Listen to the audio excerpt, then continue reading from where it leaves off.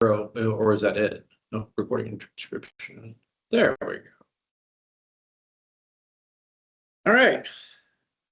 It is 7:03 p.m. on the 14th day of July, 2026.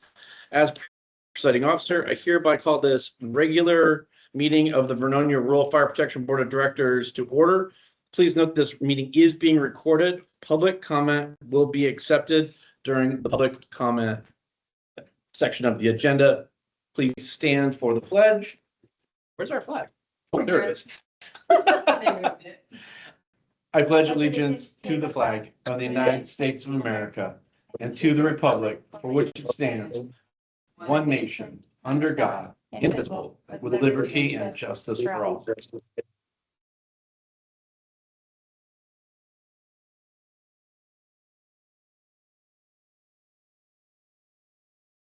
Say 7:03. 7. You'll be able to do that? I'm attempting. I'm glad we're being recorded. Yeah. Brandon was my subscriber, but All right. Do we have any additions to the agenda? No. All right. Members present. Neil Kennedy. George? James George? Yes? Yep. Is Steve Weller on?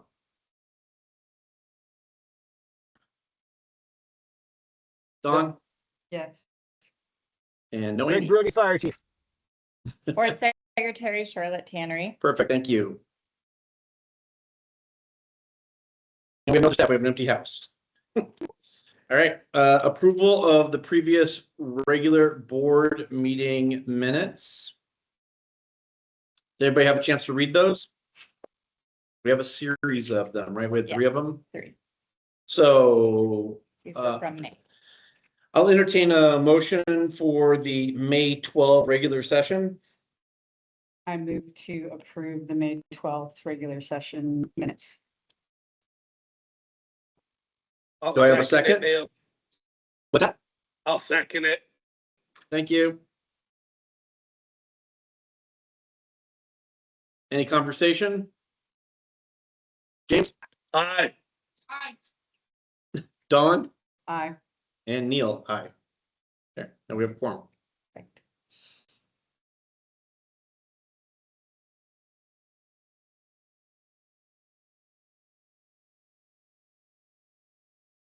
All right, I'll entertain a motion for the budget meeting minutes of 5/21. I move to approve the budget meeting minutes for whatever date you said. 5/21. Thank you, Dawn. Do I have a second? I'll second that, Neil. Thank you. James, how do you vote? Aye. Dawn? Aye. And I vote aye. We have 2 and a. Motion carries. Approval of the minutes of the special board meeting on June 15. I'll entertain a motion. I motion to approve the minutes of the special board meeting on 12 or 6/15. Thank you. Do I have a second? I'll second it, Neil. Thank you. How you feeling, James? I What? feel like I'm back in boot camp again. James, how do you vote? Aye. Dawn? Aye. And I vote aye. Neil Kennedy, aye. Motion carries. Newsletter. Normally I would have done a newsletter in the Vernonia's Voice for the month of July. I didn't receive a request from Scott this month. Yep. So I didn't do one, but we are going to be having our National Night Out event again. It's always the first Tuesday of August, which will be August 4th. We normally do it at the school. This year we got approved by the city to do it at Spencer Park. So it's more visibly out there for everyone to see. Nice. Do we have any need? Do you want board members there? I would assume. If you'd like to If come, everybody's- we'd love to have you. Yep, it's a free event for everyone. We're trying to get quite a few vendors out and Nice. also have vendors out kind of promoting Jamboree that following weekend. Very So nice. yeah, That is it. Okay. Correspondence. For correspondence, we received from Fire Chief Joey Daniels from the city of Seaside. We received a really nice email from him thanking one of our staff for assisting them at on a call, and it was Lieutenant Brandy Abney.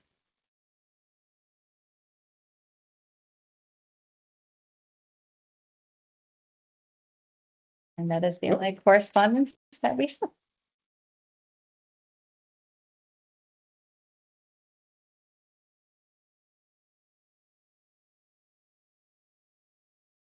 Very nice.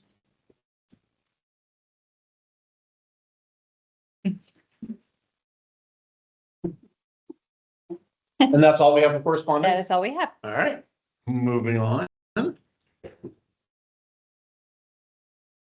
Treasurer's report.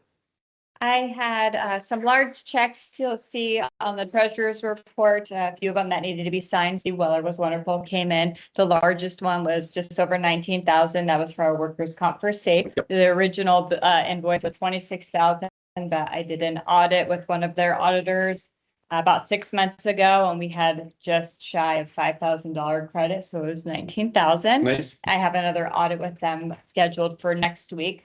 And I have 2 checks since Chief Brody is on conflict. I just need one signature from board members for just 2 minimal checks that didn't get signed. And with that, I'll take a motion to approve the treasurer's report. Motion to approve the treasurer's report. And a second. I'll second it. Thank you. James, how do you vote? Aye. Dawn? Aye. And Neil, aye. Motion carries. I need to sign it and be shorter. No, I'll sign it. I just get to sign it. Thank you so much, Don. All right, information item, chief's report. Hello, everybody. From I'm sitting in my rig in Sumter, Oregon. I'm currently assigned as part of the state fire marshal's office incident management team to the fire called the Olive Butte Fire, which is part of the Salmon Fire down here, kind of between John Day and Baker City. So things are a little wonky. For example, I don't have the I didn't see it here on Charlotte's email. The chief's report for May, which we didn't do in June, and the June one is sitting on the desktop of my computer. So do you guys have the May chief's report in front of you? We do. Okay. Rather than, That's do you you. guys have any questions about that chief's report? Stand by one.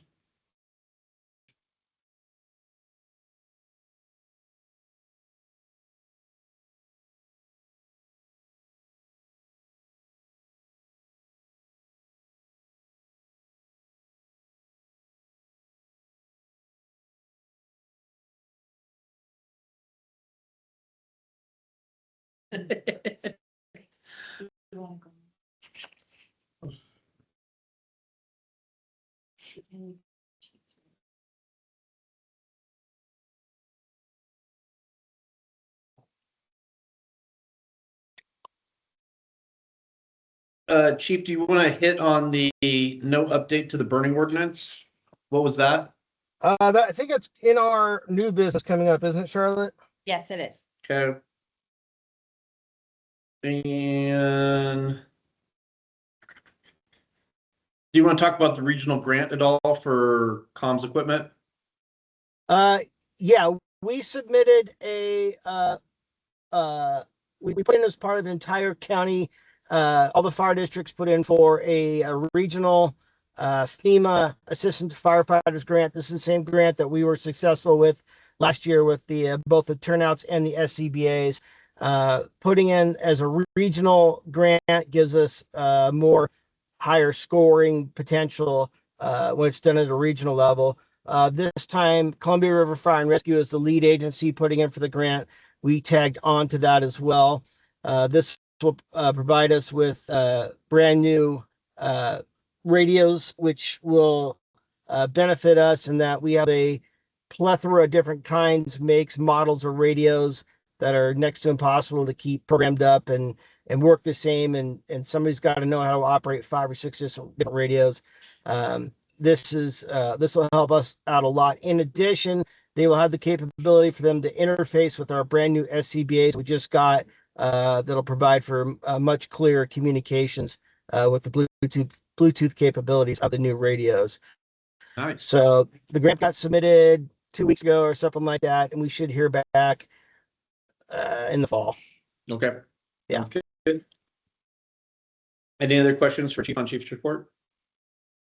I'll give you a little bit more here regarding that. So that you looked at May's, June's is on my desktop. I can tell you that the numbers as far as calls and stuff are right there in line. I think we're maybe 15 calls ahead from last year. No significant calls for June. Training hours have improved. Volunteer response hours went up as well from the previous month. That's good.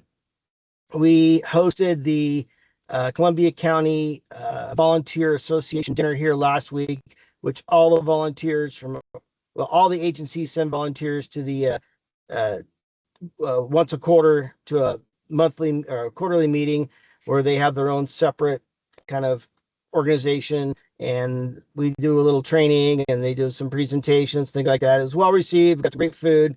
My hat's off to Viva for putting that together. And outside of that, Charlotte, is there anything I'm missing that happened last month? Don't It was think so. nothing really jumped out last month as Good. as interesting. Old business. We have board policies. So I got a So- copy of both Clackamas County and Tualatin Valley policies. I was gonna show them. I showed a little bit to Don Potter the other day. They're on the big TV you're looking at right now on the desktop of that. I'd like to table that till excuse me, next month, and hopefully I'll be there and we can start looking those over. It's again, I've got the policies and I can, we know that they're valid and they're vetted and they're current, but it's gonna be a big lift. There's a lot of policies there. So Yep. we can definitely look it over, but I got a copy of their policies. That works for me. Strategic Yeah. plan. I'm assuming we keep this tabled for the foreseeable future. I can get started, but that's going to go into section C here of old business and what we want to do. So Yeah, no, I would say that we keep it on here as a reminder that we don't forget about it and keep it tabled until we have some capacity to deal with it. fair enough. And levy discussion. Okay, so we didn't have a chance to talk about this in the last board meeting, but we all know the results of the levy. Looking statewide, I think it was probably about 2/3 of the fire districts across the state that put in for levies were successful. We unfortunately were not. I will admit it caught me by a little surprised. We all talk about a Facebook-driven political world, and I was actually surprised at the very few amount of negative comments that we got when we were doing our public education outreach on this. So I wanted to talk briefly about one particular levy that I was paying very close attention to, and that's South Lane County Fire Authority, which is the areas kind of surrounding Eugene and things like that. And I was reading on Facebook that they made this big announcement about some pretty significant cuts to their service, upwards of 9 people losing their jobs and shutting down stations, or response service decline cuts and things like that. And then I got to reading the 600 some odd comments or whatever there was on there. And I think it's probably a good representation of voter sentiment across the state, across the nation, perhaps, in what we're, what about paying taxes in general. And I approached the review of these comments, and again, it's Facebook, so people say what they want. But again, there was a lot of misconception about, the state should be funding it, or they just need to go out for grants, or what are they doing? They're driving around these $1.5 million fire engines and they don't need it and this kind of thing. They shouldn't even go. A lot of say they shouldn't even go on medical calls. It's an ambulance responsibility. So there was a lot going on there. I guess the big discussion here that I'd like to talk to the board about is we have, opportunities here to think about, well, the opportunities here for us right now to think about what we want to do about this. My biggest concern, I wish Brandon was here to talk about this some more, but my biggest concern is in talking with Brandon, our budget is even leaner than it was last year, in so much now that I have significant concerns about us being able to fill overtime slots, probably come around January or something like that. So if one of our personnel takes a vacation day or goes on sick leave, we pay overtime for another firefighter to come in and cover that shift. And I don't believe that our overtime budget is going to allow for that for the entire length of this budget. We can hope and pray for a volunteer response. It's never been that good, but that's the reality of things. On the brighter side is that I'm out here being deployed. The district's getting paid the use of this vehicle I'm sitting in right now, which is it's a little something, but it's not a stopgap measure. It's just a very temporary thing. I don't know what you guys want to do about this. I will tell you that I really felt like I poured my heart and soul into this levy. I really felt like I tried to hit everybody up that I possibly could. The biggest sentiment that came back to me from many different voices I chose to stay a positive campaign, we'll call it. I chose to say, this is what we're going to do. This is what we want to do. This is what we're going to do.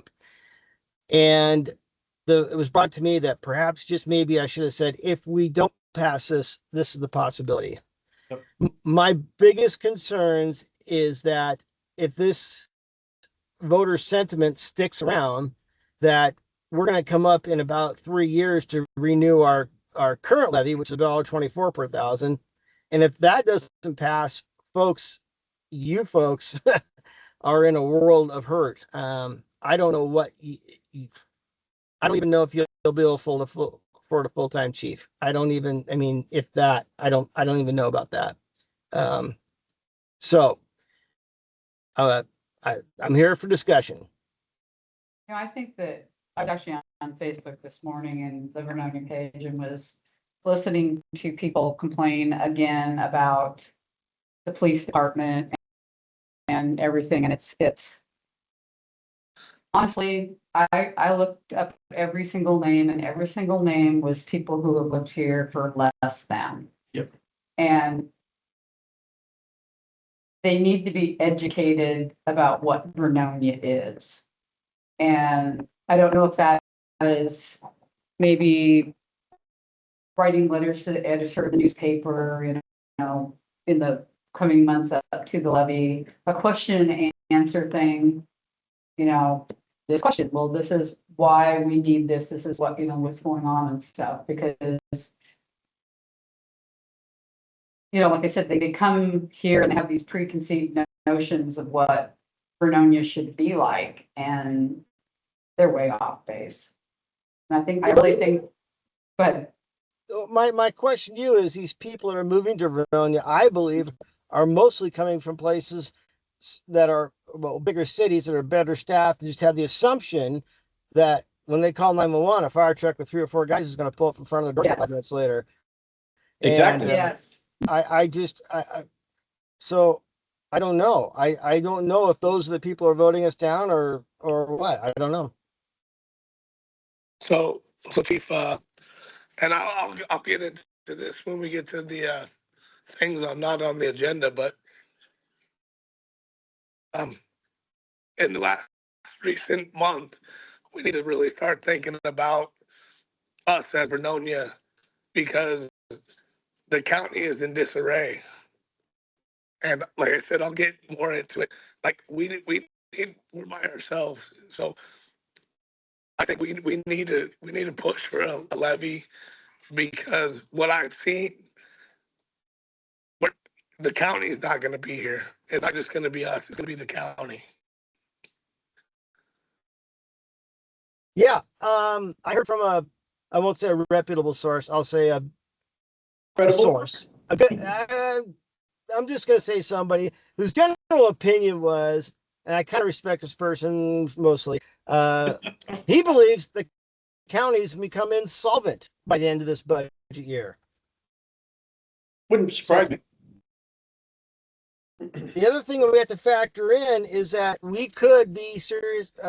We could be faced with a bill come March, April, May of next year for 911 usage service fee, because they can't pass the levy, but they need to. We have to have 911. I think we're going to get a bill for that.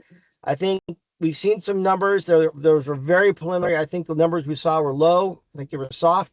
That number was about 15,000. Costs go up, everything goes up. I think, that could be upwards of $25,000 that we might have to pay. And that comes right out of our budget. Right out of our budget. Can we go out for a levy again in the fall, or do we have to wait? We can go out again in the fall. I know. I'm your fire chief. I make recommendations. You guys make decisions. My recommendation, is that we think again about doing it the following May. And for the reason that I say that is that gives us time to kind of evaluate and see where we're at. The other reason is even if we went out in November and were successful, we wouldn't see that money again until the following November. If we waited till May, we'll still get that money in November 27. Okay. So my feeling would be that we go out again in May. And I don't know how we do it. Maybe I don't know. I think what we need to do is we need to get a PR firm, a small package, but we need a small PR package to run an education campaign. And I am all for scaring people, and I have no problem with it, right? We're at crisis time now. So I don't have a problem telling you people are going to die. Your house will burn, and we're not coming. I don't know what I'm saying. So because that's what we're being backed into. Yeah, I would, I think, if we have to use scare tactics, then that's fine. It's not scare tactics, it's reality. It's not scare, it's the truth. Right. It's the reality. But I do want to add one thing, and that was going to add to my chief's report I'm putting on D, which I forgot to, on my chief's, hold on. Yeah, I was going to put it under the levy here, was that I've began negotiations with Local 1660, the International Association of Firefighters. Our firefighters have joined their union, and in my preliminary talks with the union, they are very, very supportive. They got a giant war chest for PACs. They're very supportive of helping districts pass levies, and they are more than happy. No, I won't say this. They have said that they would be willing to come out here and knock on doors and go through voter lists to see who's voted when and where, and make signs and help with Facebook stuff and things like that. That's what it is. I was going to bring that on. I'm reading what James just wrote. Oh, I missed it. Can you send out polls and see what people are thinking and what the demographic are voting which way? We can't spend, I guess we could spend district dollars. I don't have any district dollars to spend. Right. We can do a poll of service and things like that. That's probably within our ethical, legal right to do so, to pull it, but we don't have a line item or really any budget dollars to be able to do anything like that. So, and most of that stuff would have to be paid for by a PAC. Any political asking questions, how we're doing. I believe I could run this by. No, you're right. I think we can spend money out saying how we doing. Yes, for a service survey. Yeah. But when it comes down to the demographic and who's voting which way and why, I think that's going to not be allowed under our budgeting. I would agree with that. And that's where Tuolumne Valley says that they've got access to voter polls. they can see who's voted in the last 3 or 4 elections and what registered party they are, or things like that, and it's more targeted response. Which is what James just said. Yeah. Pizarski. Yeah. So I need to double check. I'm 99% sure that we'll have another election available to us in May of next year. It wasn't posted on the Columbia County Elections webpage when I last looked about last week. But I don't know if someone's got their phone out there, can Google if there's an election in May of 2027, statewide election. But that would be my preference. It gives us a little more time to take a breather to get this kind of stuff done that we want to get done. In addition, I'm going to be tied up here writing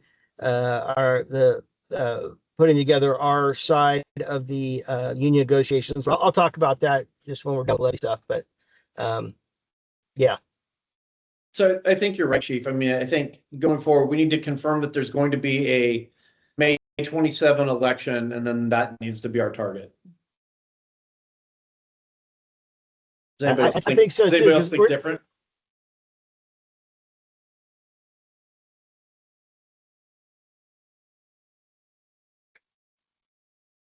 I don't know. No.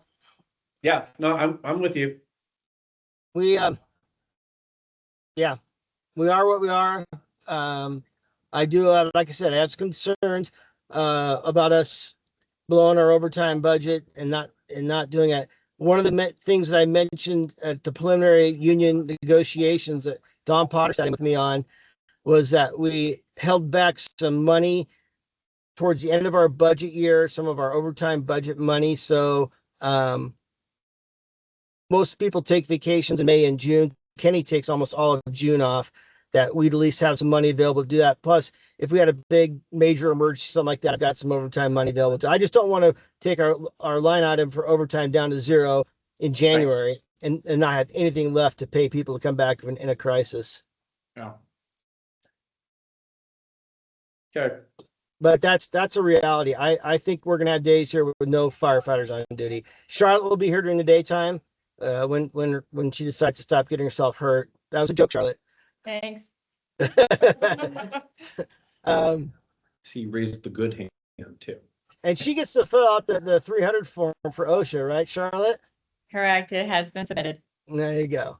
But yeah, I filled it out twice. Don't feel bad. we're Never done it. we're going to be able to sustain operations at a very minimal level. I just pray nothing breaks. We did carry over. Again, I wish Brandon was here. And Charlotte talked to Brandon today or yesterday about our carryover. Our carryover from the 25, 26 budget to our new budget was $30-some odd thousand. Yes, 38,544. Okay. So we carried over a little bit more than we were expecting, which is helpful, and we can plug that into something. So we're not sunk, but the water's up here to our lips this budget year.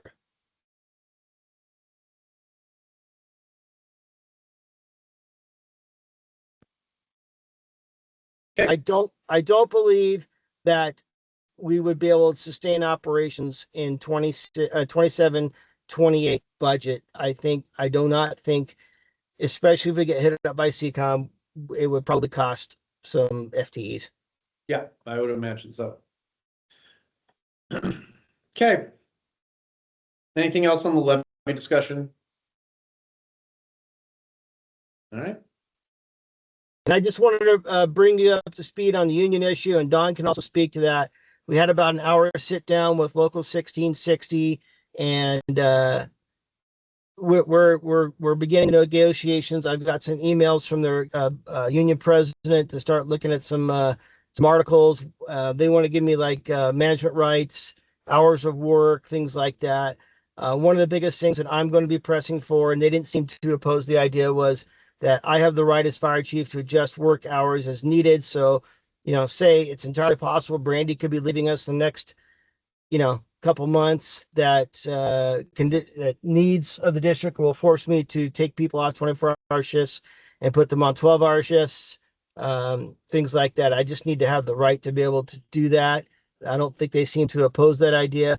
Another one was having part-timers be able to fill in shifts when nobody from the paid staff, full-time staff wants to work overtime, that I can bring in some paid part-timers. Those are items they already have in other contracts, such with Gaston and Dundee. So they didn't seem to really have any opposition to that. Don, what did you get out of the meeting? I don't know. I was sitting there, no, I just, it kind of, the same stuff that, that Greg is talking about. The conversations that we had were positive. Good. They're easy to work with as far as, what Greg was talking about. The difference between us being a small volunteer, part paid, organization versus being TVF&R and Right. stuff, and very knowledgeable from them on both sides of the coin, basically. That's good. All right. So when I get back, I'm going to start working on that side, the issues that they want. I told this to Don, and this isn't a big secret. This is an executive session topic. We will need to have some executive session meetings, at least one or two in the coming future, to talk about the bargaining part of this. But I mean, the reality is the Tualatin Valley Firefighters Union has 750 people in their union that pay $140 a month. They have a massive war chest. So, if we decide that we don't like one part of the contract proposal and we go to battle, it could be very, very, very expensive, and they can outspend us pretty easily. Sure. Yeah. Okay. New business. Chief contract revision. So my contract is updated for this current budget year, current budget year, fiscal year. And so you'll see, if you have a copy of it, I don't know if yours is colored like mine is. It just basically changed the date from 26 through 27, 1-year contract. The next thing reflects a reduction in my hours from approximately 27 a week to approximately 20 hours a week. I think the math works out to about 85 hours a month is what we get paid monthly. So I just kind of view it that way, but I try to keep it at 20 hours a week. Reduction. So that's reduction of my FT from about 1,400 down to 1,040. Again, it's a flexible work schedule. I strive for 20 hours a week. The pay increase reflects a 3% raise, which was given to all of our career staff. That's also reflected in me for a 3% raise. And the other thing that we talked about was, like, for example, right now I'm on a state confederation, and as of 4:00 today, our work week starts at midnight on Monday morning.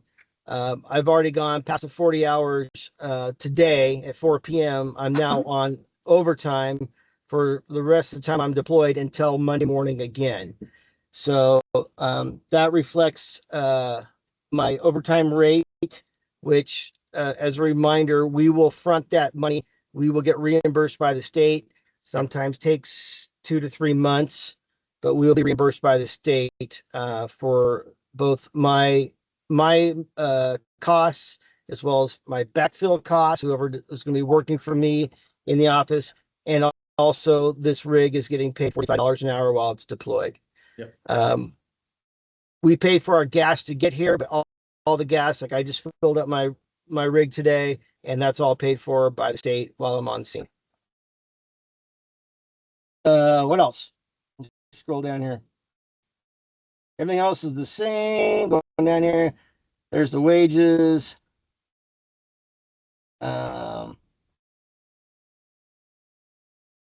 At will employment. I think I got in here twice.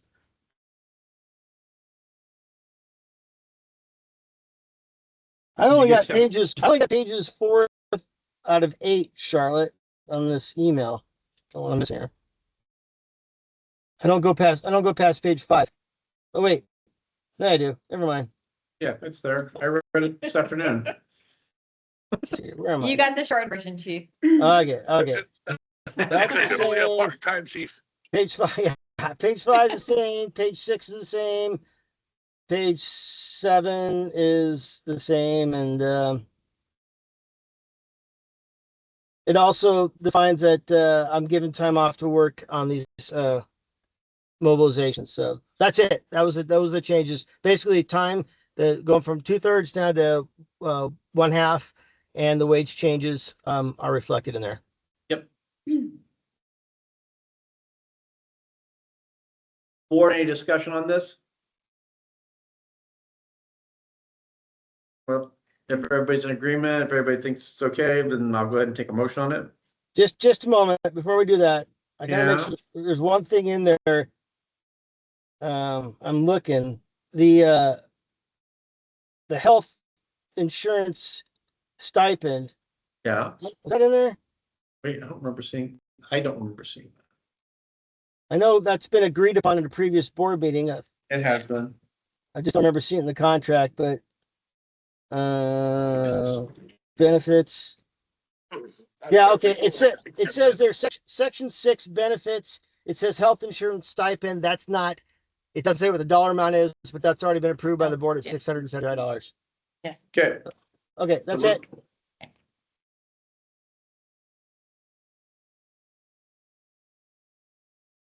All right, do I have a motion?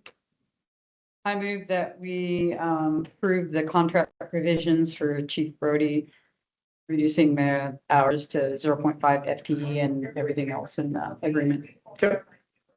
Do I have a second? I will second it. Thank you, James. James, how do you vote? Aye. Dawn? Aye.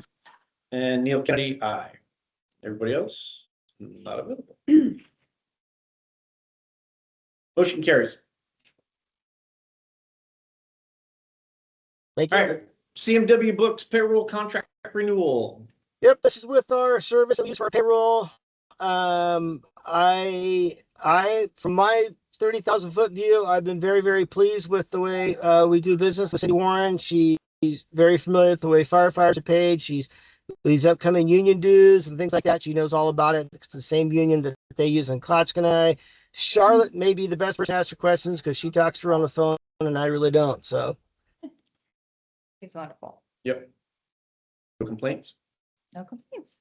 Did you And guys then- have a chance to review the contract? It's the same contract as last year's, but Right. the dates have been changed. Saw that. yeah, there's no increase in our service fees. Which is pretty impressive. All right, if there's no discussion, I'll entertain a motion. Motion that we accept the payroll contract renewal for CMW Books. Thank you, Don. A second?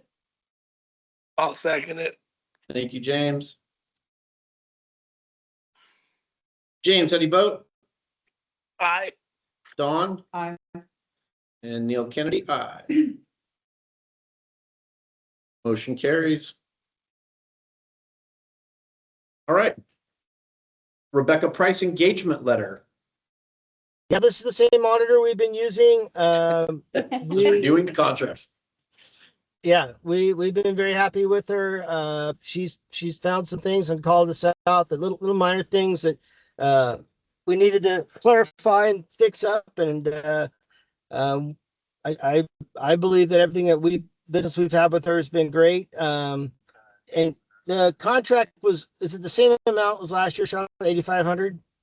8,000 or 8,500. I'd have to look at it again. But she did discuss with us last year. I've been doing a lot more stuff electronically, and because of that, she may not need to come up from California this year and may be able to send everything to her online because she cut fees tremendously. So I can remember that discussion. yes. Yeah. So So that's one benefit, that if we can do this electronically, she's not going to buy a airfare, hotel, or car, or anything like that. So we Right. might save up to $1,000 or something like that. Who knows? Yep.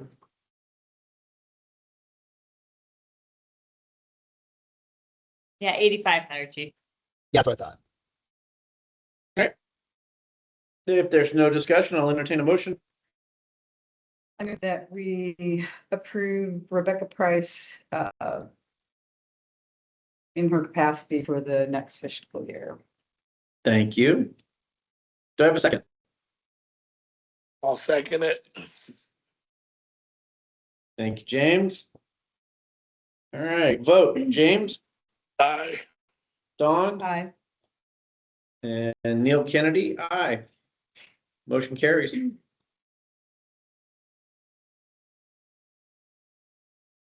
All right, City of Vernonia illegal burning ordinance informational item.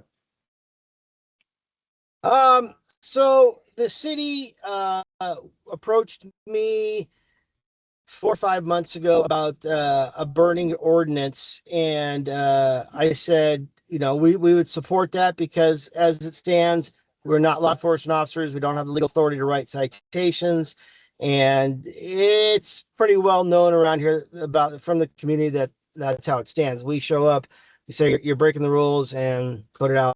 We go away. And we've dealt with this, you know, many times, and not just us, it's departments across the county that face the same issues. The city would like to wanted to break the idea of having a little sting to it, and decided to revamp their code. In the process of revising the city code, they decided they were going to look at their entire, I can't remember what section it is, of their city code, which deals with nuisances. And it turned into a much bigger process. I was approached by the city, or an email by the city last week or the week before, about just doing a burning violation, adding that to the existing code. And I reviewed it. It essentially says that the Vernonia Rural Fire Protection District, in accordance with the Columbia County Fire Defense Board, sets the regulations. If they're in violations of the regulations, then the city police officers can write citations for $500. So they're not cheap. Essentially, what's happening is the city's enforcing code. They're basing their violation upon what we determine to be the regulations. One thing that they would ask is that if we are sent to an illegal burn and a city police officer shows up and decides to write a citation, our on-duty firefighter would also sign the citation as more or less a witness. And if there is a court proceeding, our firefighter would be subpoenaed in the court to talk about what they saw, how it was in violation of the ordinance and things like that. And you know, essentially everything falls upon the city. They're just using our code as a model for the violation. And I've spoken with our line staff, and they understand that. I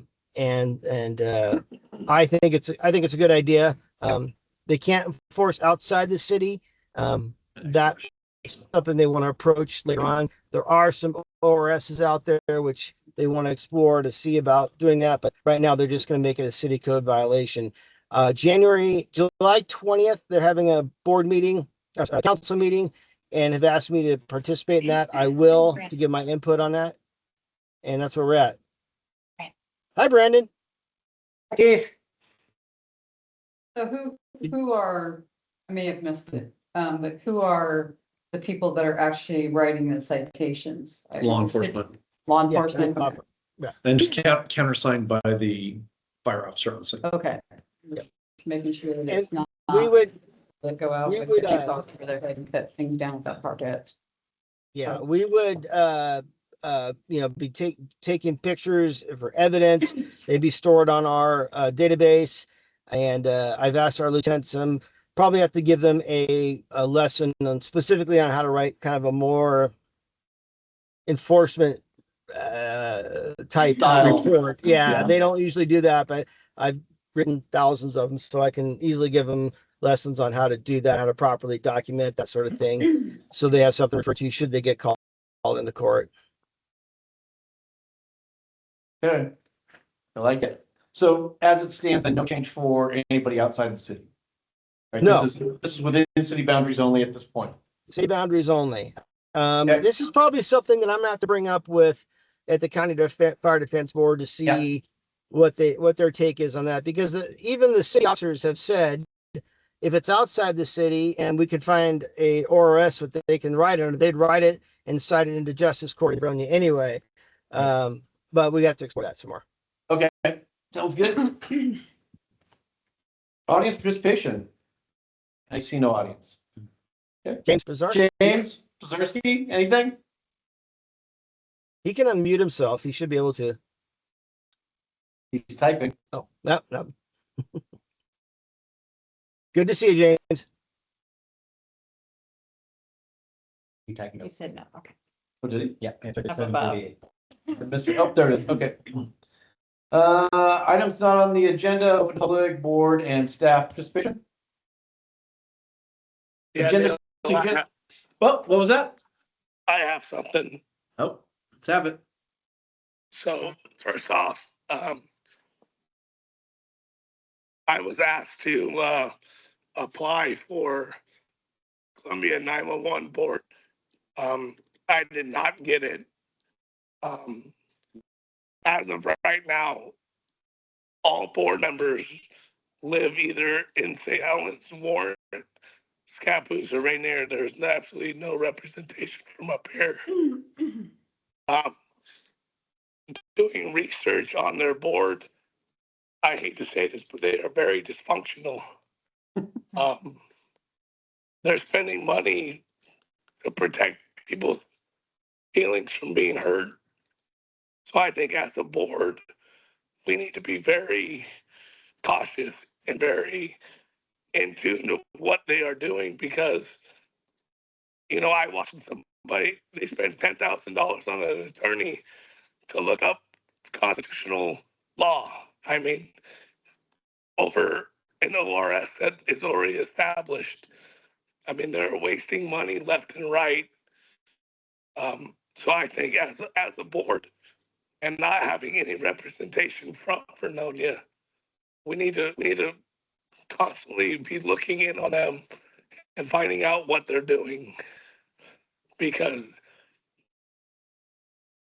I see one side trying to kill it and the others trying just to stay above the water, and at the rate that they're going, they'll be broke before Christmas.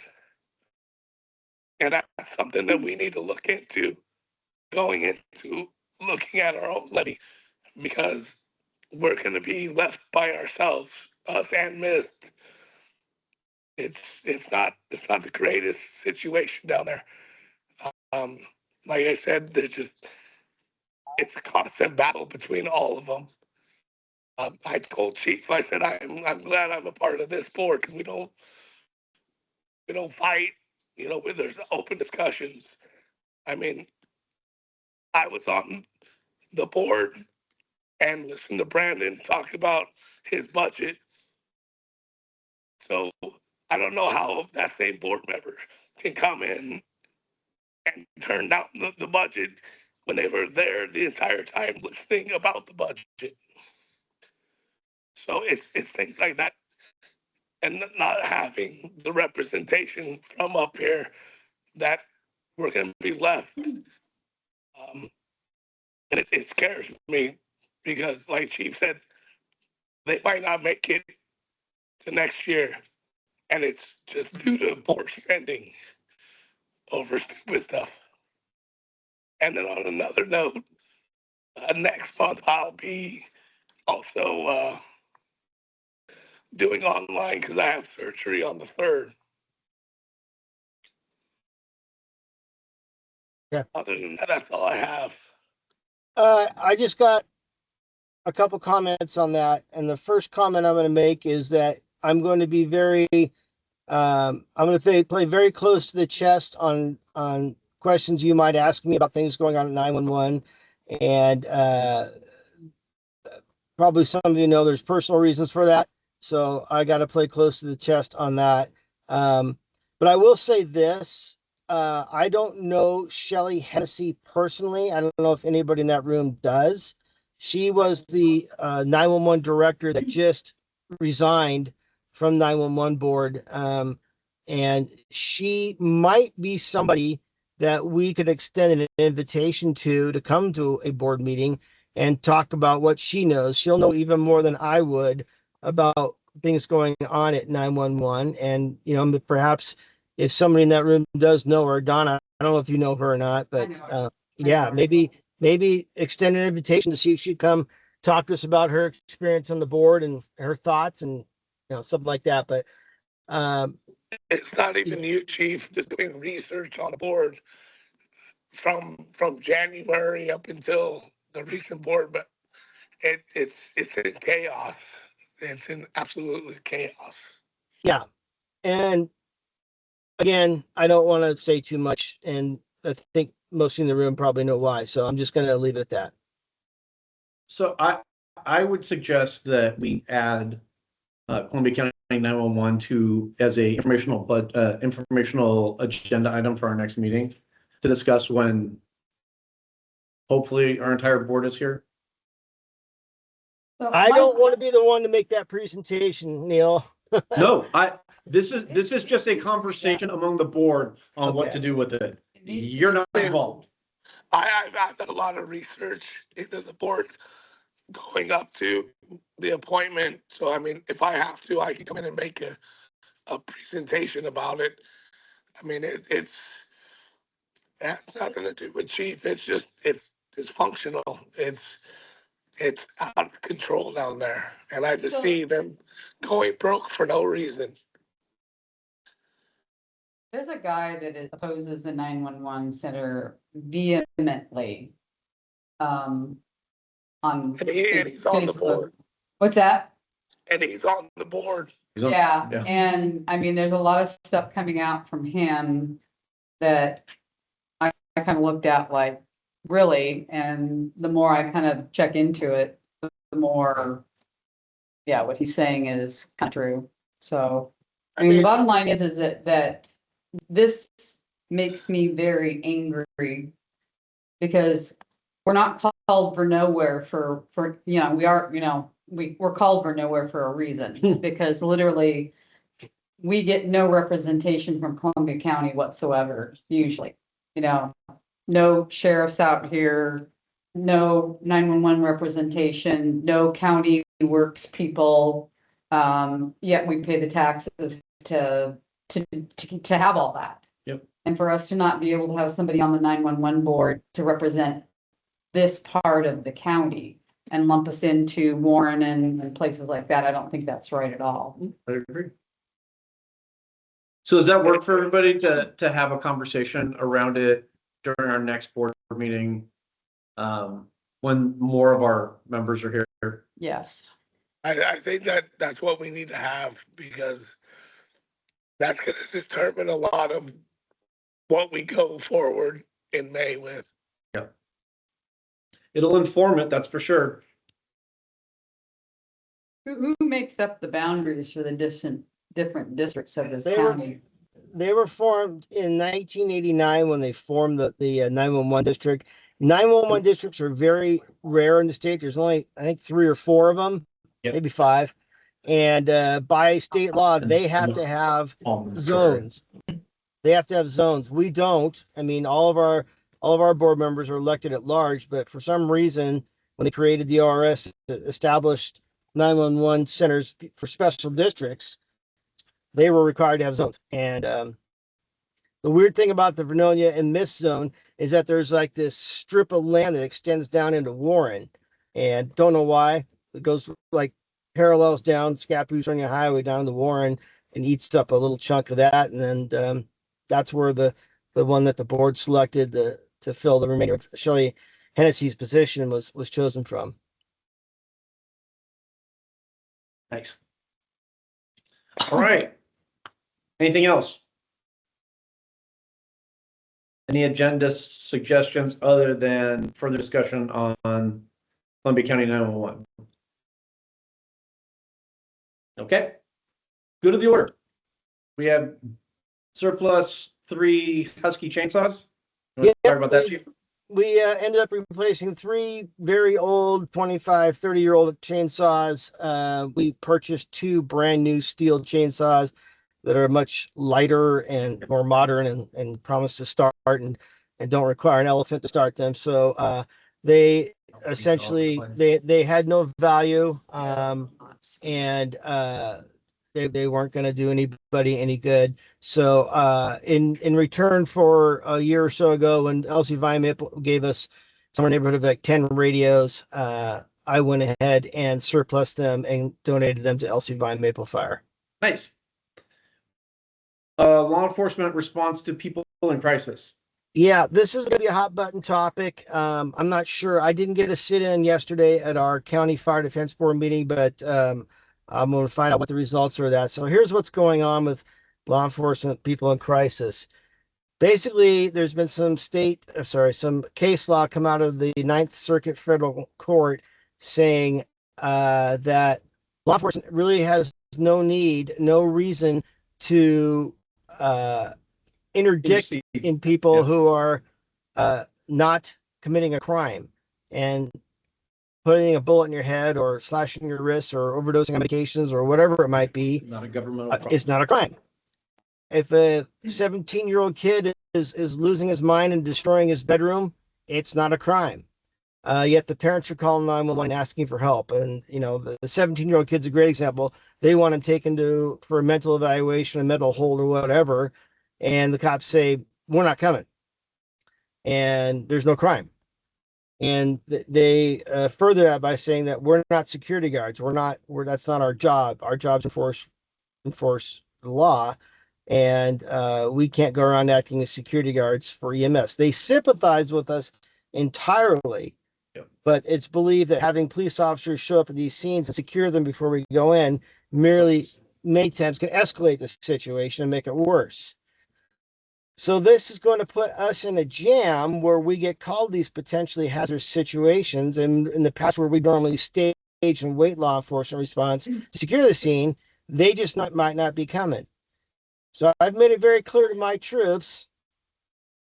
Yes, James, I agree. I've made it very clear to my troops that their safety is number one. And we are taught in our EMT classes from day one to ask these three questions, or two questions. Do we have a proper body substance isolation, which is our PPE? And is the scene safe? Well, we can't ever always know the scene is safe. But if it is obviously unsafe, then we don't want to send our people in to do this. And this is going to present some problems, not just for us, but for everybody.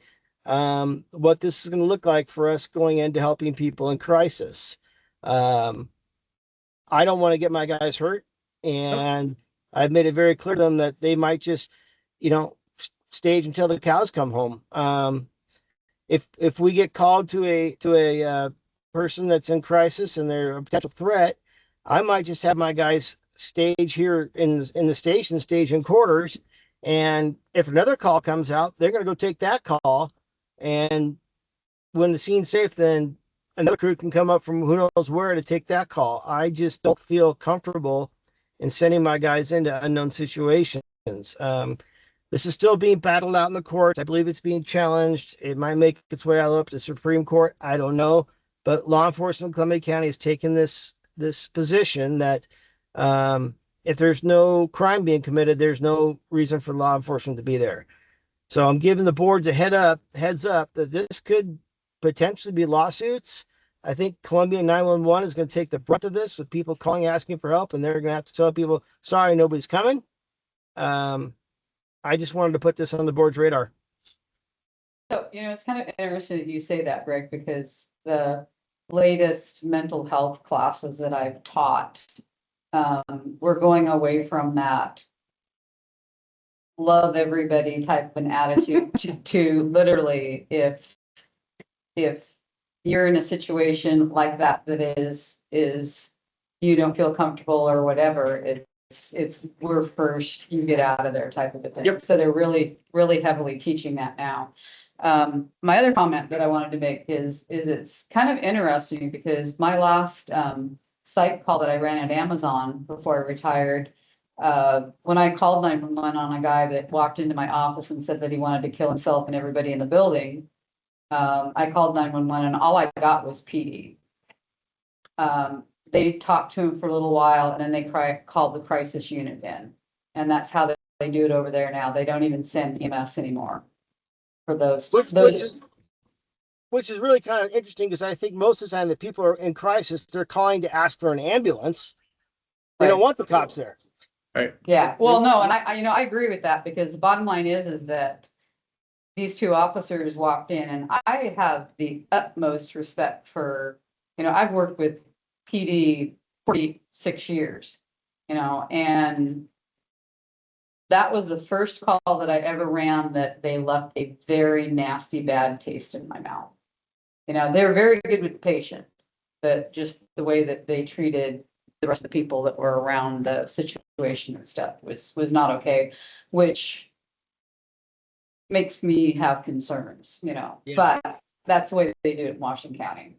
Wonder if that was because they made homicidal threats. That's it. That's just making. Yeah. Yeah, If they it would have said down. very well could have. So I think here- Portland has taken this stand, is my understanding, for a couple of years now. And the phrase is, no governmental interest, right? Yeah. I'm gonna jump off the bridge. Well, Okay. when you hit the bottom, we'll come and do traffic control. Mhm. No governmental interest, just because, unless you're causing the spectacle's causing a traffic concern, maybe, but short of that, you're threatening, but you're in the house alone. When you come out, we'll deal with it. Yeah. But we're not gonna stage and we're not gonna, try to negotiate and just. Nobody's got time for that now. It's such a wide variety because the 15-year-old girl that overdoses on Benadryl or something like that. Right. Is she a threat? Is she yelling? Is she mad? Is she crying? Has she locked the door? Well, she's locked the door. We're not going to bust the door down. I have concerns. There's just a lot of variables here and nobody's got the answer yet. That's the problem. Yeah. Every call is going to have to be judged on its own. And I expect calls from the guys here in uniform right there, 2:00 in the morning saying, this is what we got, chief. What do you think we should do? And I'll talk to them then, but Yep. I don't think there's a good answer. I want to throw this out here real quick because I was going to talk about it with you anyway, is that the Oregon EMS, so our Education Foundation we're not putting the class on, but there's a first aid for mental health class coming up August 22nd. That's grant funded down in Salem free. So if you guys are interested in that, let me know. Yep. Can you send me some information on that, Don? Can you send him information? I will. I got a flyer for it. Yeah, that'd be great. Okay. Is there anything else on primary election levy final results?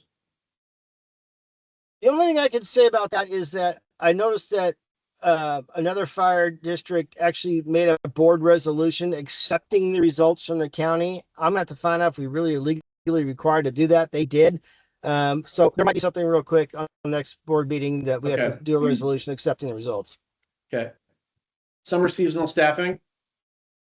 We have 3 seasonal employees working for us. We've got one who's a retired Columbia River firefighter, lieutenant. He in fact worked today. We've got Christina Wolf, and we've got another one of our volunteers named Andy Bozer. Probably Brandon can speak better about how things are going with that. Things are going good. Right now, we don't have every day filled. That'll become a higher priority in August and September when our weather gets worse. Right now, career staff aren't backfilling. The only one that was decided to hurt herself. So now Fridays are open now. She bullied me all day. So right now, career staff aren't backfilling those because we are. Do you want to continue to yourself? We are a little bit more. Because there's no government. You don't- You don't hurt anybody else, do you? But come August and September, something I was going to talk to Lieutenant Chief about was starting to fill so that every shift will have someone. But everything's going good. We got a good group, smaller group, which a lot of the crew lieutenants pushed for a smaller group this year. It just feels like you can get more accomplished over the summer when you have more consistency with a more compact group. We made sure all of them were EMTs, so that way if there's a BLS transport, they can drive the ambulance, to keep Nice. the paramedic home. Good. So we tried to make sure there were specific goals we wanted to achieve. So it's going really good. And we're super grateful to have the grant. Yep. 25-26 budget outcome. Is there more discussion on that? So You missed a lot of that. did we? Yeah. Okay. Did they cover it? I let them know the rollover for. So we sat down to the numbers today. Okay. So we did come out $30,000 ahead in our general fund. That's a little skewed. Because we got our invoice for all the pump testing in July. Right. So, what I'm gonna talk with Lieutenant Abney about is scheduling next year's pump testing beyond July. Right. Because we just, if not, we're gonna put 2 years in 1 year, and our budget's too tight for that this year. So I'm gonna advocate that we absolutely do not do annual maintenance right before a budget year again. Probably a good. Because that makes it extremely difficult for us to project. Yep. But we did get like $12,000 of tax dollars in June, which was actually kind of surprising. So reserve fund came out a little ahead of projection, which is always a plus. So it's just, I always love it when I can say we're ahead and not behind. Yeah. So especially coming to this next budget year. So So, I wanted to add for, we'll talk about dollars, this budget, this levy, this grant that we put in for radios, if successful, we do have a 5% cost share match. We might be out $5,000 or something like that, but we'll get brand new radios for $5,000. Believe me, that's worth it. the cost of 2 handsets. And the last thing is this fire, Mother Nature is doing a better job of dealing with this fire than all of us wearing these yellow shirts back here. It wouldn't surprise me if I was home as early as tomorrow night, maybe Thursday. Okay. 26-27 levy of taxes LB 50 submitted to Columbia County and accepted. yeah, we got the email confirmation. Columbia County says, yep, we're good. It's been forwarded to the state. Nice. So Okay. Anything else? With that, I'll take a motion to adjourn the meeting. I motion to adjourn the meeting. Thank you, Dawn. Do I have a second? I'll second it. Thank you, James. James, your vote. Aye. Dawn, Aye. Neil. Aye. Brandon, can you leave it on? Motion carries. I'm gonna stop recording now. Hey, Yeah, stop next- recording, but Next meeting, Tuesday, August 11, 2026, 7 PM. Thank you.